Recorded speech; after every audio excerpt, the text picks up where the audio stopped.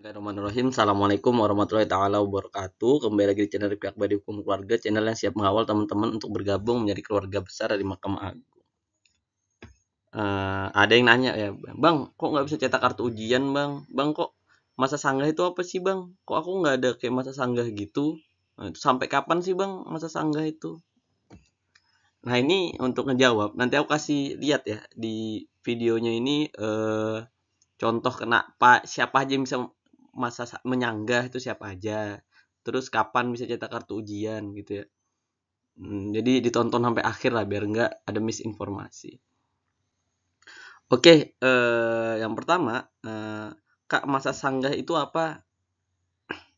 Sampai kapan? Jadi kalau kita bilang sampai kapan, ya kita ngeliat aja dulu nih di timeline ujian ya, ujian Mahkamah Agung. CPNS pertama masa sanggah dari tanggal 19 sampai dengan 21 Oktober. Nah, jadi pada tanggal segini bisa dilakukan masa sanggah. Siapa Bang yang bisa ngelakuin masa sanggah? Mereka yang tidak memenuhi syarat. Nah, yang tidak memenuhi syarat ini seperti apa? Yang kayak salah mengupload KTP, nggak mengupload surat pernyataan, atau ternyata ini yang unik ya, ternyata KTP-nya itu masih belangko. Jadi bukan yang kertas gitu, juga bukan dalam bentuk kartu gitu. Nah, inilah yang mereka ini beberapa yang bisa menyanggah gitu ya. Kalau bisa kita nyanggah, bisa upload file baru nggak sih Bang? Ya itu aku sih nggak pernah, nggak tahu ya. Jadi saranku sih dicoba aja pakai link Google Drive. Kalau kalian salah upload file gitu ya. Biasanya suka ketukar tuh surat pernyataan dan surat lamaran karena mirip. Nah, nanti ketika masa sanggah ini, nanti ada contohnya aku kasih lihat. Setelah 21 Oktober, nanti ada dijawab sanggah juga sampai 23 Oktober. Nah, dijawab sanggah, apakah sanggahannya ini berhasil apa enggak? Ada beberapa yang berhasil. Saya sudah upload KTP kan sesuai kok, tapi kok ditulis TMS. TMS itu tidak memenuhi syarat sama MA. Nanti misalkan disetujui sanggahannya, nanti selamat Anda dinyatakan lolos gitu. Kalau enggak, mohon maaf sanggahan Anda tidak dapat diterima. Nah, seperti itu. Terus setelah ini baru pengumuman pasca sanggah ya tadi ya yang gue bilang ya. Pengumuman tadi pasca sanggah. Misalkan dia jawab sanggah sudah. Nah, terus nanti ada pengumuman pasca sanggah. Nah, pengumuman ini bahwa teman-teman yang lulus itu siapa aja, lulus administrasi, yang enggak siapa. Biasanya MA di Instagramnya ngumumin kok. Kalau enggak di website Mahkamah Agung ngumumin dari 83.000 tuh berapa yang tidak memenuhi syarat dan berapa yang memenuhi syarat. Oke. Nanti baru dibikin data final. Ya, siapa aja yang boleh mengikuti ujian SKD. Ya. Nah, terus penjadwal SKD CPNS jadwalnya di 1 sampai 4 November baru pengumuman daftar peserta waktu tempat SKD CPNS. Jadi intinya tadi ya, kalau kalian itu nggak ada tempat jawaban sanggah berarti kalian udah lolos memenuhi administrasi. Jadi persiapkan diri untuk SKD aja. Tapi Bang kok nggak bisa cetak kartu ujian? Menurutku nanti cetak kartu ujiannya ketika sudah ada penarikan data final. Nah, baru nanti kalian bisa mencetak kartu ujian dari Mahkamah Agung. Dicetak kartu ujiannya buat apa? Buat nanti kalian ujian SKD ya. Nah, terus Bang, ada yang nanya juga SKD itu barengan nggak ujian sama SKB? Enggak. Kalau kalian lulus SKD di ranking masuk 3 kali formasi, baru kalian bisa ujian SKB. Kalau enggak, ya kalian nggak bisa ujian SKB. Jadi ujian SKD dan SKB ini di hari tidak sama. Bukan di hari yang sama. Terus nanti kalian itu ada pengumuman nama. Pertama pengumuman lokasi tempat ujian. Nanti MA di website ada nulis lokasi ujian. Oke ya. Terus selanjutnya MA juga ngumumin nama-nama kalian. Jadi sesi itu bisa ada 4 sesi. Nah, kalian tuh masuk ujian sesi yang mana? Nah, nanti ada nama kalian, sesinya, tanggal ujian, sama lokasi ujian. Nanti aku kasih lihat contohnya. Oke? Jadi seperti itu.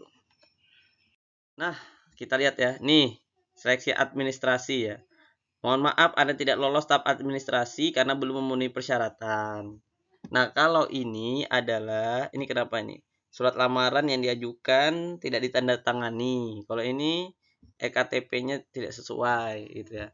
Nah, kalau kalian seperti ini, kalian punya kesempatan untuk menyanggah. Kalau kalian tidak ada ininya, biasanya di atas sini kalian selamat Anda lolos tahap administrasi. Ya, berarti nggak usah ngisi masa sanggah, udah cukup gitu ya. Oke, buat teman-teman yang misalkan belum lolos, saranku sih tetap aja disanggah aja dulu ya. Siapa tahu ada kesempatan untuk bisa lolos gitu ya. Setahu ku admin MA ini baik-baik soalnya. Nah, ini contohnya ya, contoh kalau tidak lolos administrasi. Selanjutnya, nah nanti ini ada form syarat alasan tidak lolos tadi, surat lamaran tidak terunggah. Nah, kalian punya kesempatan untuk apa? Mengajukan di sini alasan sanggah. Saranku sih kata-katanya nggak usah panjang-panjang, kata-katanya yang hormat ya, nggak boleh mencaci maki. Nah, biasanya kata-kata tapi nggak perlu melampirkan Google Drive sih. Tapi kalau misalkan file yang kalian upload salah ya, coba-coba aja dulu, siapa tahu bisa dikasih kesempatan ya. Misalkan KTP kalian tuh sesuai kok kalian upload, tapi kata MA nggak sesuai. Nah, kalian tulis saja, mohon maaf Bapak, KTP yang saya buat telah sesuai, mohon untuk dilihat lagi. Nah, nanti kan kalian bisa ngelihat di sini nih, mana sih file yang ku upload kemarin? Oh, ternyata sesuai kok. Nanti MA bisa lihat.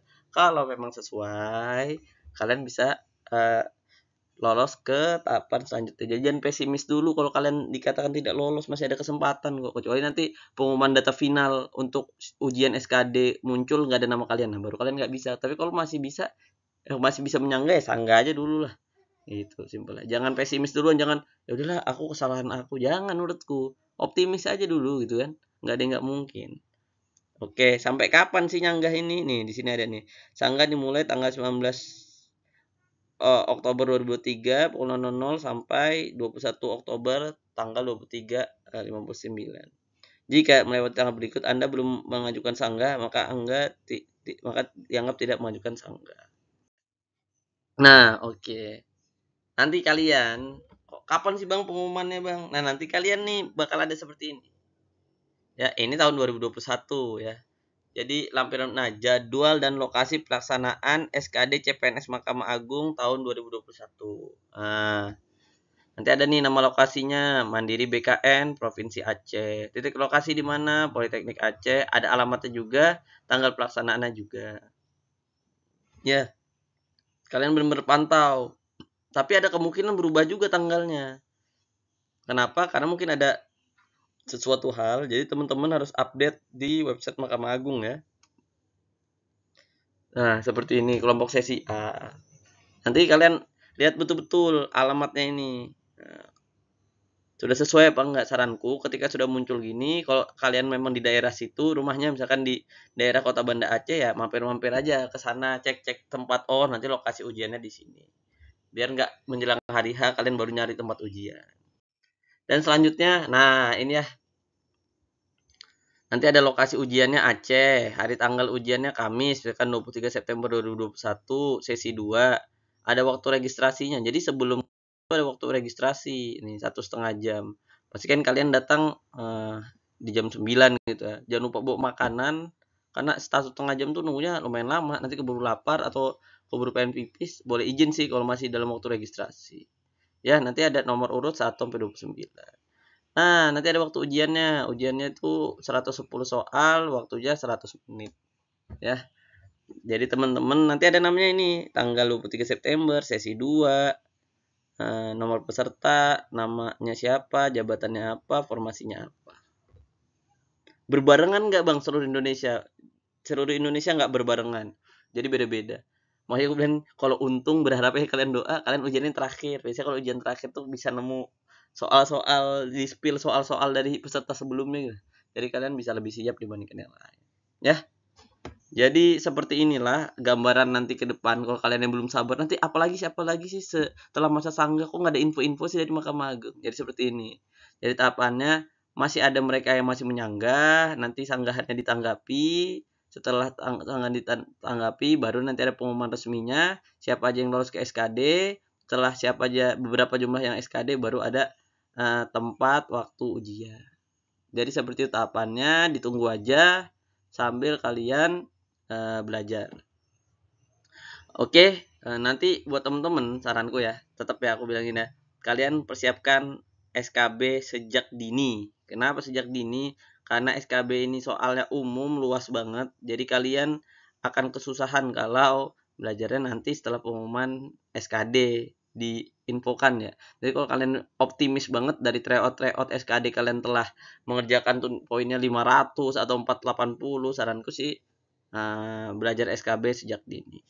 Buat kalian yang pengen latihan soal, aku ada 500 soal, ada tryout-nya juga, ada bahan materi bacaan juga di grupnya. Silahkan kalian chat di nomor 0895